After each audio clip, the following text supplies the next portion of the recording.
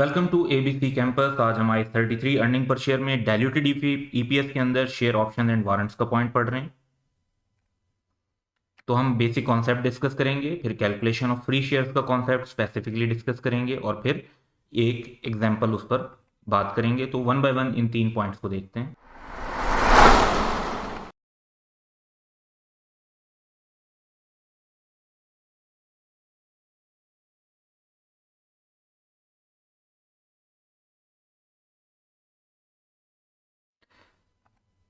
तो ऑप्शंस का कॉन्सेप्ट ये है कि एक जो ऑप्शन होल्डर होता है, यानी कंपनी ने तो ऑप्शंस इशू किए होते हैं, जो पर्सन होता है जो ऑप्शंस को होल्ड कर रहा होता है उसके पास ये राइट होता है कि वो कंपनी के शेयर्स खरीद सकता है।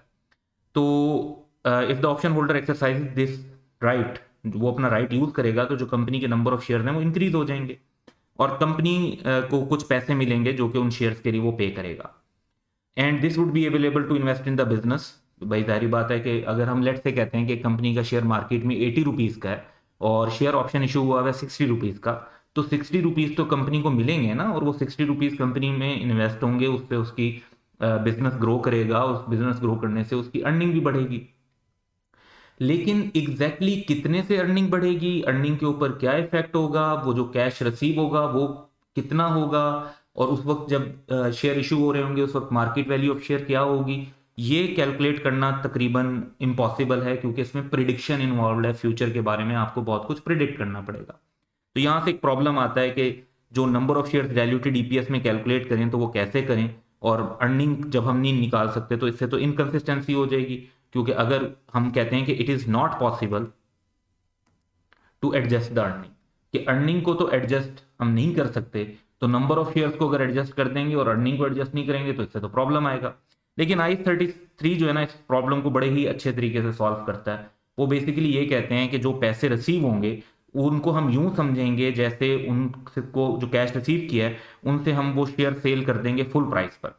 अब कुछ शेयर के पैसे तो फुल आ रहे होंगे और जो बाकी हैं वो समझे जाएंगे कि वो फ्री दे दिए।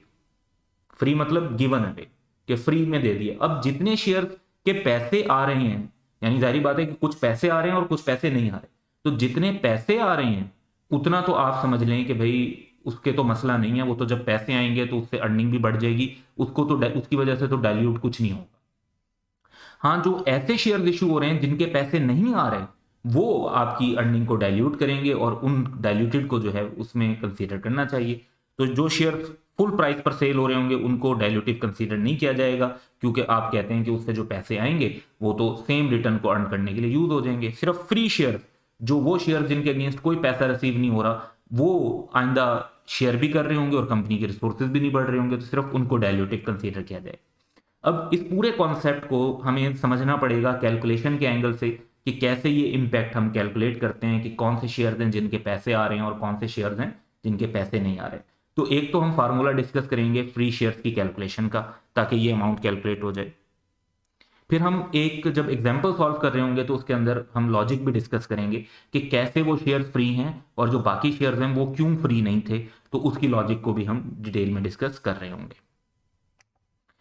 तो फ्री शेयर्स की कैलकुलेशन की तरफ चलते हैं। पहले तो इसका सिंपल सा एक आप फार्मूला यूज कर सकते हैं कि नंबर ऑफ ऑप्शंस जो इशू में हो into fair value minus exercise price. तो ये आपने एक कैलकुलेशन कर लेनी है, ये ब्रैकेट जरूरी है जो लगाएं आप, ताकि जो चेंज इन वैल्यू है उसका इंपैक्ट आए। डिवाइड करना है आपने इसको फेयर वैल्यू से। यहां पर फेयर वैल्यू से मुराद है कि जो कंपनी की एवरेज शेयर की प्राइस रही हो ड्यूरिंग द पीरियड, यानी fair value at the date of issue of option नहीं, ईयर एंड नहीं, बल्कि average share price during the period लेनी है। ये इंपॉर्टेंट कॉन्सेप्ट ध्यान में रखना है। अब डाइल्यूटेड ईपीएस सिंपली आपने कैसे कैलकुलेट करनी है कि weighted average number of shares के अंदर फ्री शेयर ऐड कर दें, जबकि अर्निंग की अमाउंट में कोई चेंज करने की जरूरत नहीं है। तो सिंपल फ्री शेयर्स कैलकुलेट करें, इसे weighted average number of shares जो आपने बेसिक ईपीएस के अंदर यूज किए हैं उसी में ऐड कर दें तो आपके पास डाइल्यूटेड ईपीएस आ जाएगी। तो इसकी फ्री शेयर्स की लॉजिक भी देखते हैं और एग्जांपल भी सॉल्व करते हैं। तो एग्जांपल हमारे पास है कि bronze limited had total earnings during year 2020x3 of 25 million. 5 million ordinary shares in issue थे। There are outstanding share options on 400,000 shares जो कि फ्यूचर डेट में एक्सरसाइज हो सकते हैं एट रुपीज 25 पर शेयर।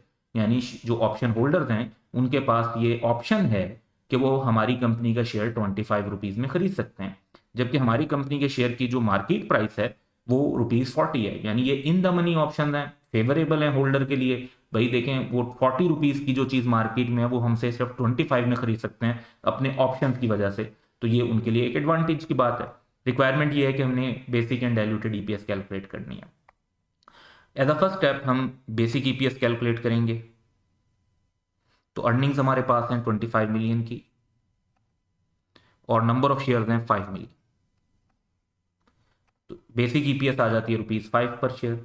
अब ऑप्शन हमने जैसे पहले डिस्कस किया कि 40 की मार्केट वर्थ है और ऑप्शन होल्डर के पास ये ऑप्शन है, चॉइस है कि वो 25 में खरीद सकते हैं, तो इसका मतलब है कि डाइल्यूटिव है क्योंकि इन द मनी ऑप्शन है। इन द मनी क्यों है? क्योंकि उनके लिए फेवरेबल है कि 40 की चीज़ 25 में ले सकते हैं। अब हम फ्री शेयर्स का फार्मूला अप्लाई करते हैं और उस फार्मूले की बेस पर हम कैलकुलेट कर लेते हैं कि फ्री शेयर कितने होंगे। तो option into fair value minus exercise price divide by fair value, हमारे पास 150,000 शेयर्स आ गए फ्री। अब हमने सिंपली क्या करना है कि डाइल्यूटेड ईपीएस जब कैलकुलेट करनी है तो हम सेम अर्निंग लेंगे जो हमने बेसिक ईपीएस में ली, दैट इज 25 मिलियन। फिर हमने जो शेयर्स लेने हैं वो हम 5 मिलियन शेयर्स बेसिक वाले लेंगे और 150,000 शेयर्स जो हैं वो फ्री वाले लेंगे। तो हमारे पास डाइल्यूटेड ईपीएस आ जाएगी 4.85 पर शेयर की। अच्छा, अब ये क्वेश्चन तो यहाँ पर सॉल्व हो गया, लेकिन ये वाकई फ्री शेयर्स 150,000 है जो हमने इस फार्मूला से कैलकुलेट किए, इसकी लॉजिक पर बात करते हैं। तो लेट्स से कि जी नंबर ऑफ शेयर जो हमें इशू करने पड़ेंगे अंडर ऑप्शन वो कितने होंगे? वो होंगे 400,000, क्योंकि जो ऑप्शन हैं वो इतने के हैं। हमें कैश कितना रिसीव होगा? कैश तो वो रिसीव होगा क्योंकि जो ऑप्शन होल्डर है वो 25 रुपीज देगा,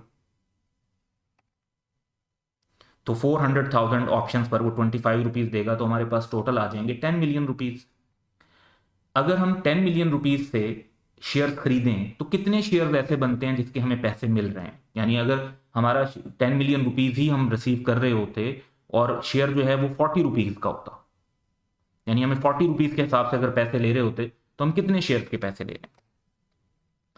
तो 10 मिलियन रुपीज से 40 रुपीज के हिसाब से 250,000 शेयर्स बाय किए जा सकते हैं। तो हम शेयर इशू कर रहे होंगे 400,000, जबकि पैसे जो ले रहे होंगे वो 250,000 शेयर के ले रहे होंगे। तो हम कितने शेयर फ्री में दे रहे हैं? रिमेनिंग 150,000।